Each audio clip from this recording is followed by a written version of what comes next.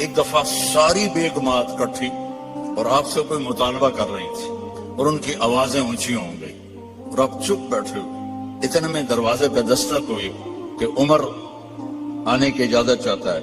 تو ساری بیگمات بھاگ کے پچھلے کمرے میں چھپ گئیں. تو جب حضرت عمر اندر آئے تو آپ بڑا ہنسے. کہا عمر دیکھو یہ میرے ساتھ جھگڑا کر رہی تھی, تم آئے تو بھاگ کے پیچھے چلی گئی. وہ کہنے لگے او جان کی دشمنوں, مجھ سے ڈرتی ہو اور اللہ کے نبی سے نہیں ڈرتی ہو.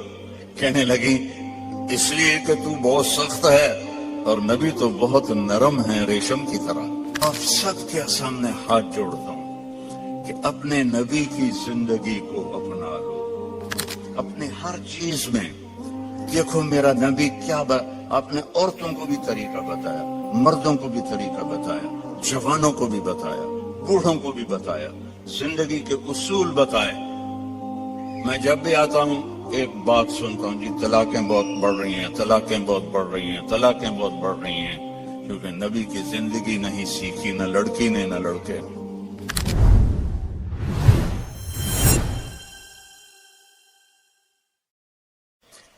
ابو ہریرہ نے پوچھا یا رسول اللہ متی وجبت لک النبوہ, آپ کب نبی بنے تھے؟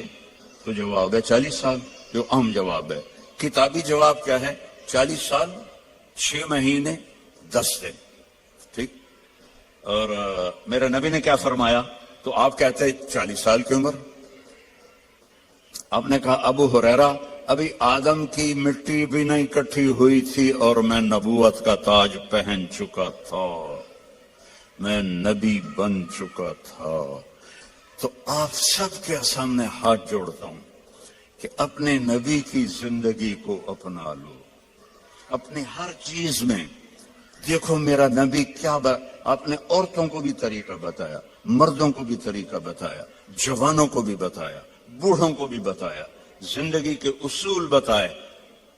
میں جب بھی آتا ہوں ایک بات سنتا ہوں, جی طلاقیں بہت بڑھ رہی ہیں, طلاقیں بہت بڑھ رہی ہیں, طلاقیں بہت بڑھ رہی ہیں, کیونکہ نبی کی زندگی نہیں سیکھی نہ لڑکی نے نہ لڑکے.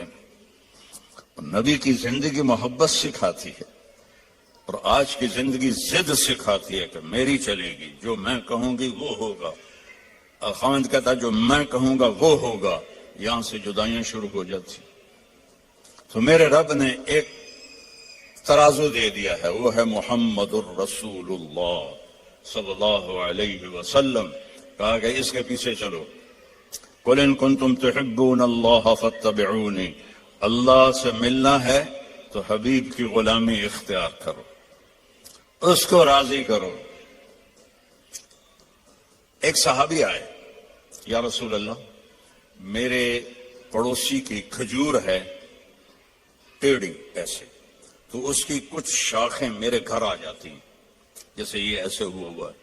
تو جب کھجور پکتی ہے تو کھجوریں گرتی ہیں, تو میرے بچے چھوٹے چھوٹے ہیں, اٹھا کے منہ میں ڈالتے ہیں تو وہ بھاگ کے آتا ہے, ان کے منہ سے نکال لیتا ہے.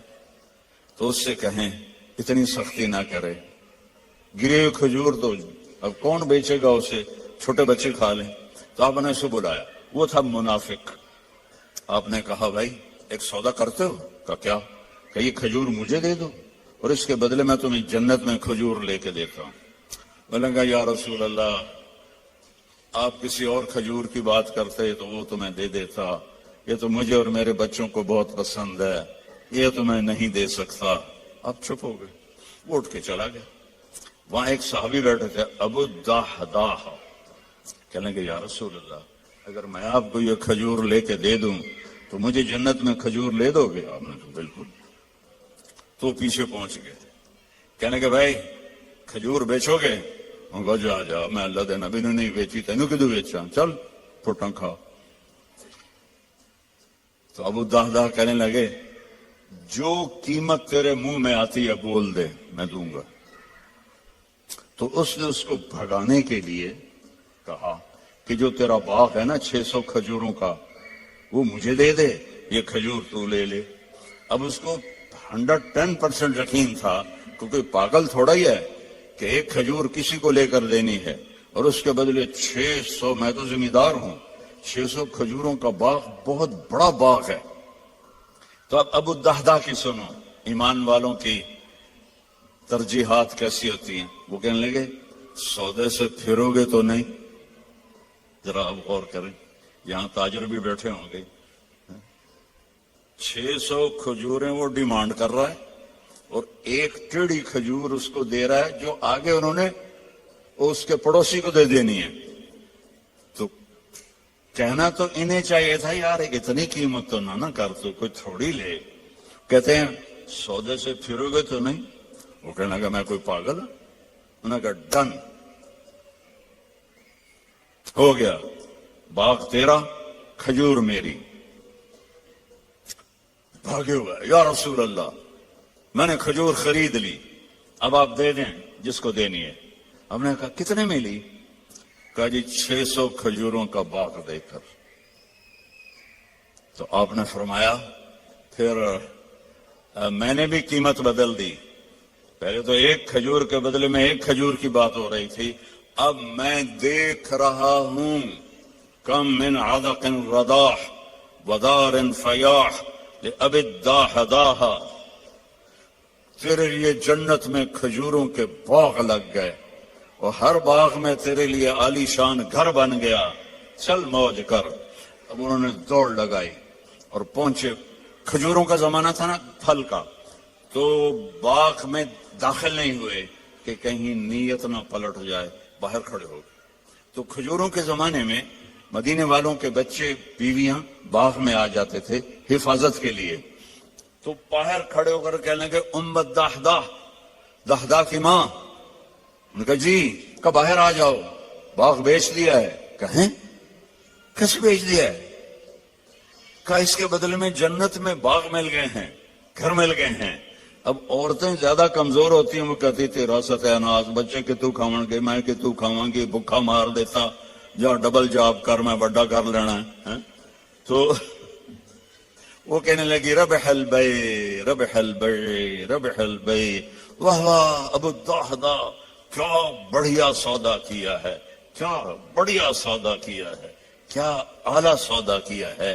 یہ اللہ ہم سے چاہتا ہے کہ ہم آنکھیں بند کر لیں, کان بند کر لیں اور اپنے نبی کی غلامی میں آئیں. میرے نبی نے فرمایا ترکتکم علی محجۃ بیضاء, میں تمہیں ایسے روشن راستے پر چھوڑ کے جا رہا ہوں جس میں کوئی موڑ نہیں آتا, کہیں اندھیرا نہیں ہوتا.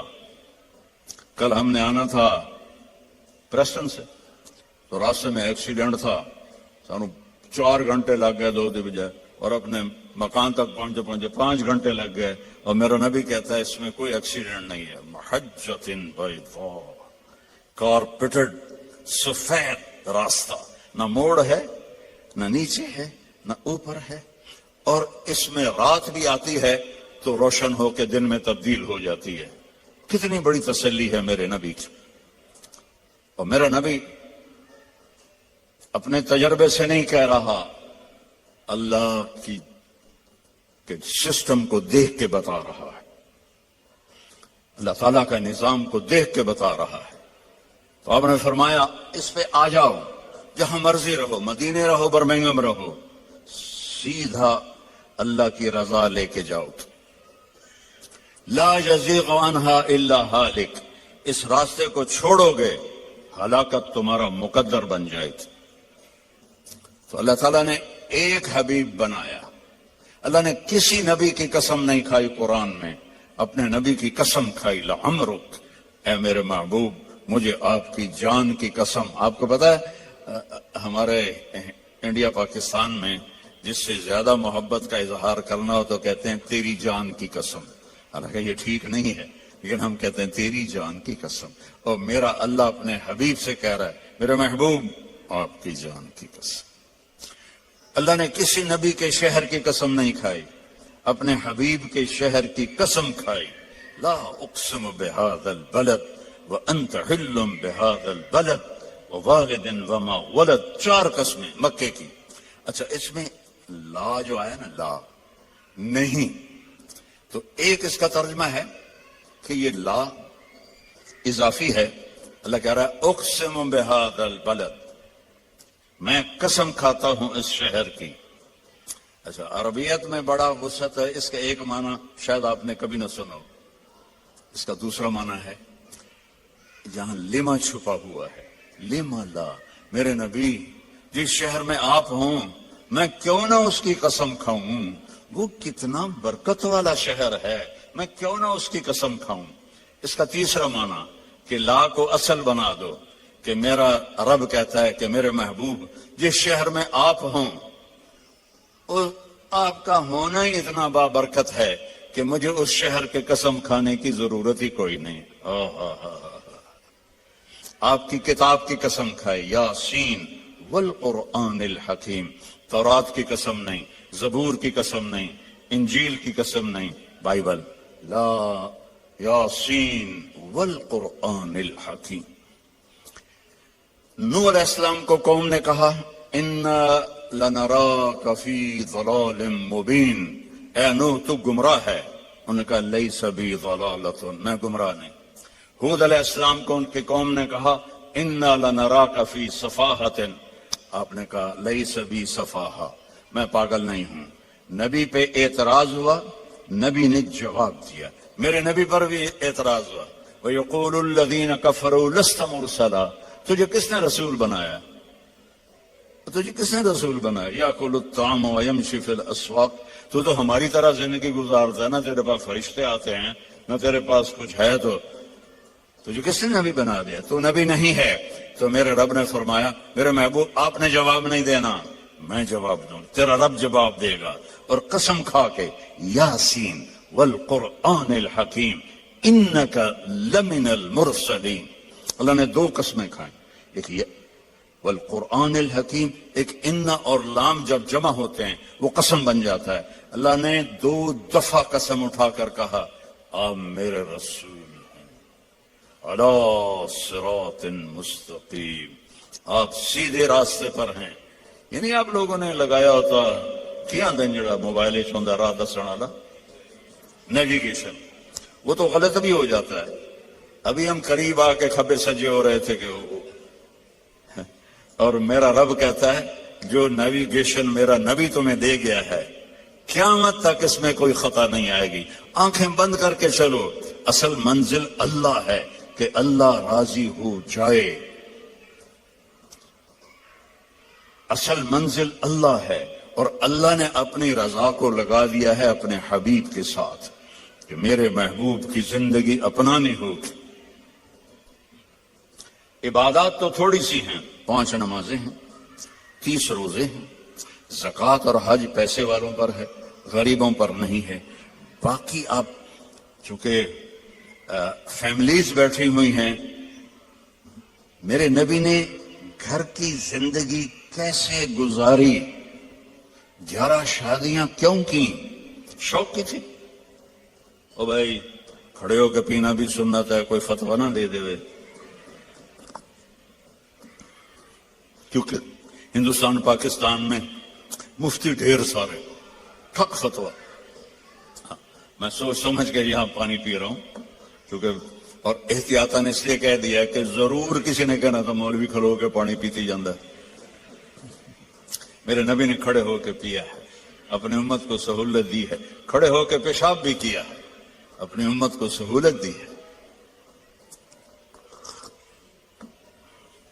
آپ نے فرمایا میں نے جہاں شادی کی اور جہاں بیٹی کی شادی کی، آسمان سے جبریل آئے اور کہا یا رسول اللہ، اللہ فرما رہے ہیں یہاں شادی کریں، یہاں شادی کریں، یہاں شادی کریں، یہاں شادی کریں۔ پھر آپ نے فاقے کے ساتھ ان بیویوں سے کیا سلوک کیا کہ وہ قربان ہونے لگی۔ 3 دن نہیں، 2 مہینے گھر میں چولہا نہیں جلتا تھا، کسی بیوی کے گھر میں 2 مہینے چولہا نہیں جلتا تھا۔ حضرت عروہ بن زبیر نے پوچھا حضرت عائشہ سے، خالہ جان پھر آپ کھاتے کیا تھے؟ کہا کھجور اور پانی، کھجور اور پانی۔ ایک رات آپ حضرت عائشہ کے ساتھ لیٹے ہوئے تھے تو کبھی یوں کروٹ بدلیں اور کبھی ایسے کروٹ بدلیں، اور جلدی جلدی یہ پروسیس چل رہا تھا۔ پھر ایک دم آپ آگے بڑھے اور جو چارپائی کی وہ لکڑی ہوتی ہے جس کے ساتھ وہ بنا ہوتا ہے باندھ، اس پر اپنے پیٹ کو ٹکایا اور پورا دھڑ نیچے اور پیٹ لکڑی کے ساتھ ایسے پریس. تو حضرت عائشہ اٹھ کے بیٹھ گئے. یا رسول اللہ کیا ہوا؟ آپ اٹھ کے بیٹھے. عائشہ بھوک بہت لگی ہے, بھوک بہت لگی. تو حضرت عائشہ رونے لگی. یا رسول اللہ آپ اللہ سے مانگتے کیوں نہیں؟ کہ نہیں عائشہ, مجھ سے پہلے میرے بھائی جو نبی آئے تھے وہ اسی طرح دنیا سے گئے, میں بھی اسی طرح دنیا سے جاؤں گا. اس فاقے کے باوجود بیویاں قربان ہو رہی ہیں تو کیا زندگی تھی. آپ نے کبھی کسی بیوی کو طعنہ نہیں دیا. کسی بیوی غصے میں آ جاتی تھی, آپ خاموش رہتے تھے, ایک لفظ نہیں بولتے تھے. چپ رہنا سیکھ لو. اگر آپ گھروں کو بسانا چاہتے ہیں, میرے نبی نے طریقہ بتایا. چپ رہنا سیکھو, لبوں کو سینا سیکھو. حضرت حفصہ رضی اللہ تعالیٰ عنہ غصے والی تھی حضرت عمر اپنے باپ کی طرح, تو وہ غصے ہو جاتی تھی, آپ خاموش, کوئی بات نہیں. ایک دفعہ ساری بیگمات کٹھی اور آپ سے کوئی مطالبہ کر رہی تھی اور ان کی آوازیں اونچی ہو گئی اور آپ چپ بیٹھے ہوئے. اتنے میں دروازے پہ دستک ہوئی کہ عمر آنے کی اجازت چاہتا ہے. تو ساری بیگمات بھاگ کے پچھلے کمرے میں چھپ گئیں. تو جب حضرت عمر اندر آئے تو آپ بڑا ہنسے. کہا عمر دیکھو یہ میرے ساتھ جھگڑا کر رہی تھی, تم آئے تو بھاگ کے پیچھے چلی گئی. وہ کہنے لگے او جان کی دشمنوں, مجھ سے ڈرتی ہو اور اللہ کے نبی سے نہیں ڈرتی ہو. کہنے لگی اس لیے کہ تو بہت سخت ہے اور نبی تو بہت نرم ہے, ریشم کی طرح.